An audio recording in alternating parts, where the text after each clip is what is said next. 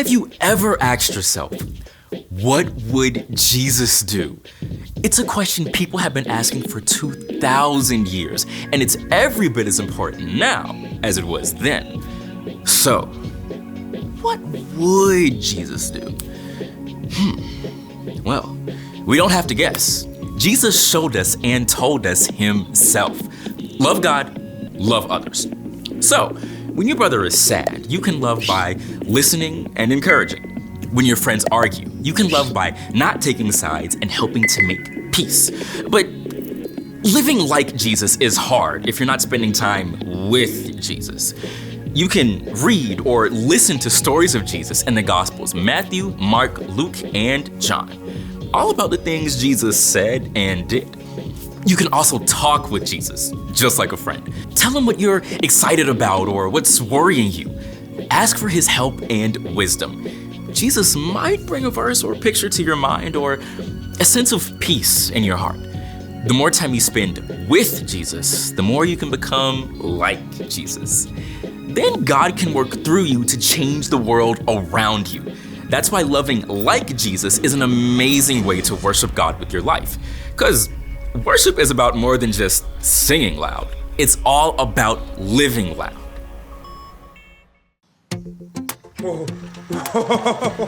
Hey, welcome to Story Lab. This week we're learning about a guy who did a complete 180. Woo! Get out of here.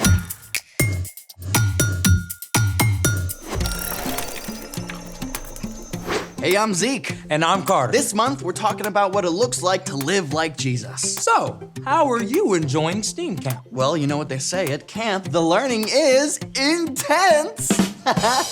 Yo, Zeke, you gotta be a dad to make dad jokes. And when you're at STEAM camp, you have to watch out for bugs. I get it. Bugs, as in problem with coding, right? No, I mean mosquitoes. They're eating me alive. Ooh. So, what are you up to? Well, I was going to meet up with Skylar and Sebastian. They wanted to test out a robot they created that makes s'mores. Oh yeah, the S'more Blaster 3000. Yeah, but they changed it to Toasty McMelt. Even better. Yeah, but now it's raining. Rain and robots do not compute. Affirmative. No problem though. I have a project we can set up inside. You ready? Let's make it. For this STEAM project, we're gonna create a balance sculpture. Hey, partner, unless you're counting scissors, I don't see any technology here. True, but if you think about it, engineering existed way before computers were ever invented. Good point. So, what's first? First, you need to cut out different cardboard shapes and then paint them. Okay, wait, what kind of shapes are we talking about here? Any kind you want of circles, triangles, dodecahedrons, other shapes. It's your masterpiece. Okay.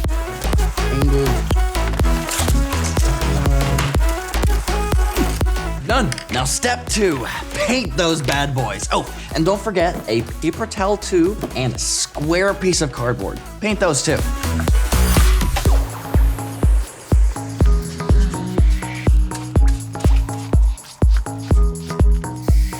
Step 3, take the paper towel tube and flatten one end like a pancake. No food similes until after lunch. Then staple it together and cut out a V-shaped notch. Other side. Done. We then attach the open end of the tube to our base using the hot glue gun. Now, here's where it gets interesting. That little notch will serve as our fulcrum. A fulcrum is the point on which a lever turns or balances. Fulcrum? You trying to sneak some science into our science project? Moi? Oui. Now grab a long skewer, like this one, and attach those cardboard shapes we made. Maybe add some wire, a few beads if you're feeling fancy. Yeah. Right there. Well, that looks like something. Yes, decorations. Let's keep going.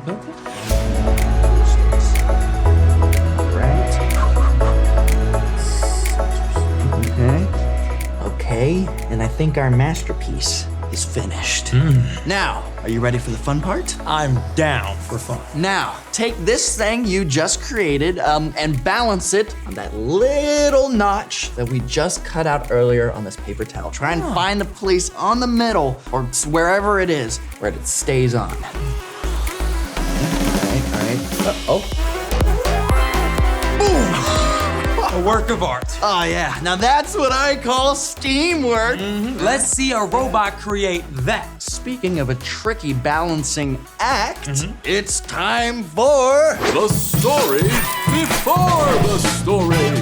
Today, we're in Acts, the 5th book in the New Testament. When Jesus was on earth, he showed us how to love God and love others. Then Jesus gave up his life for us. But God raised Jesus back to life. About 40 days later, Jesus returned to heaven to be with God. As Jesus' followers shared the amazing news, the church grew quickly through the power of God's Spirit. But the religious leaders were upset and tried to stop the new believers. One of these leaders was a man named Saul. Saul hated the believers so much, he got permission to go to the distant city of Damascus and arrest the believers there. Which is where our story starts. Take it away.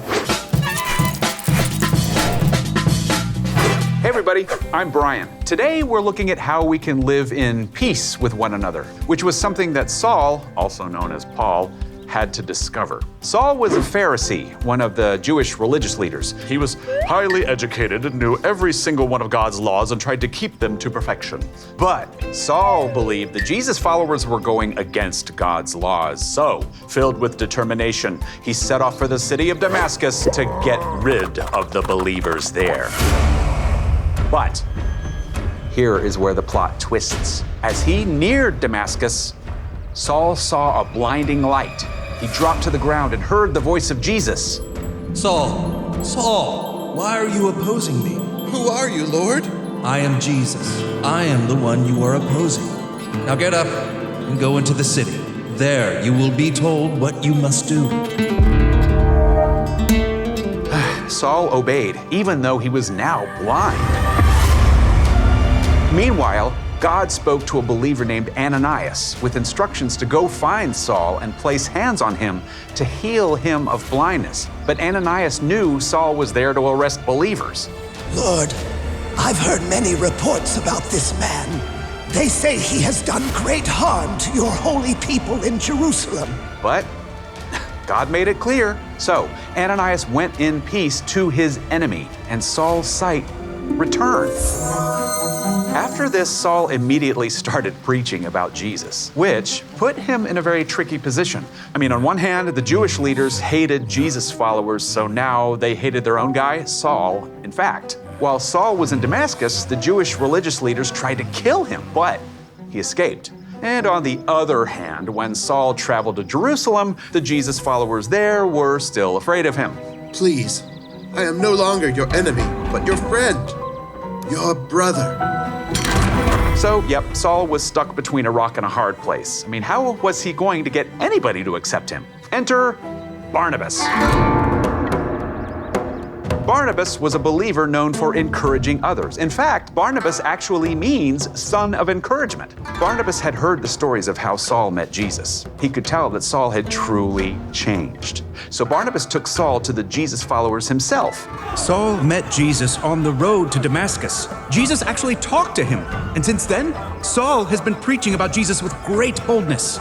With Barnabas' encouragement, the believers in Jerusalem finally accepted Saul as one of their own. In fact, it wasn't long until the Jewish religious leaders in Jerusalem also tried to kill Saul. When Saul's new friends heard this, they took him to the coastal town of Caesarea and then sent him off to his hometown of Tarsus, where he would be safe.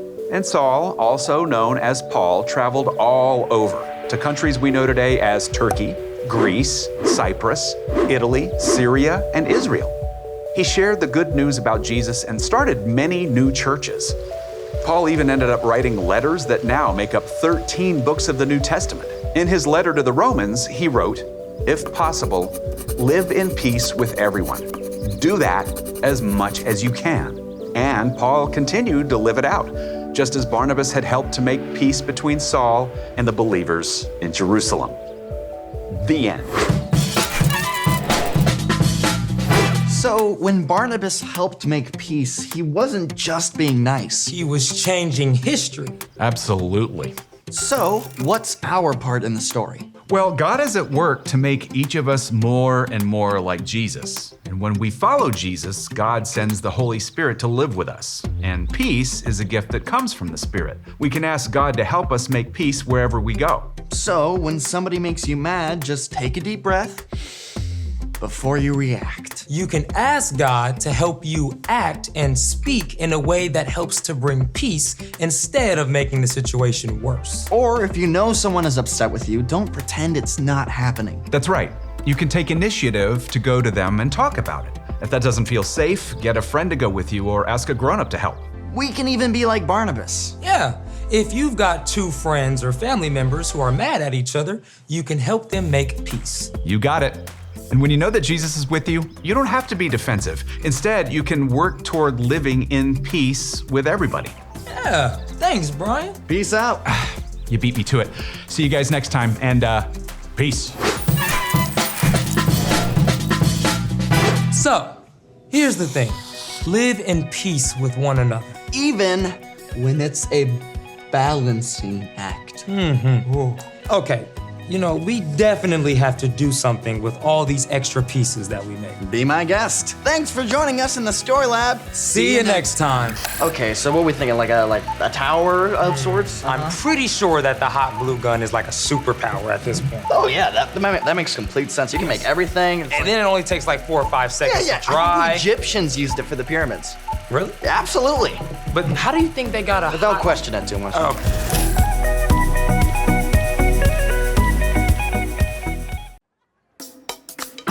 Let's go!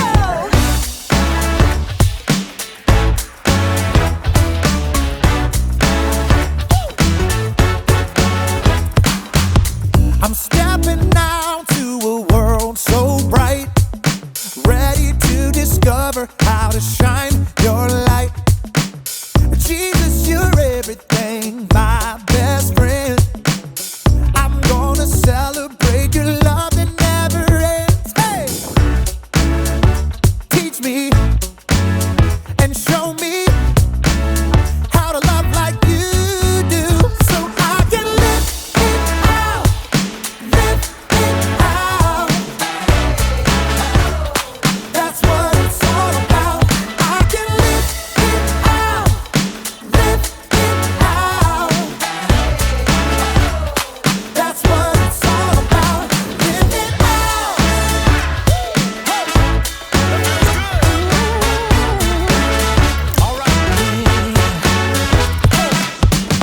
Living life never felt so free. Loving one another like you did for me. Jesus, you're everything, my best friend. I'm gonna celebrate your love that never ends. Hey! Teach me and show me how to love like you do, so I can live it out, live it out. That's what it's all about. I can live it out, live it out. That's what it's all about. Live it out. Live it out.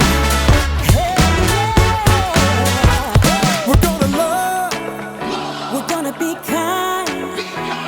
We're gonna pray for each other all the time. All the time. We're gonna serve. We're gonna forgive.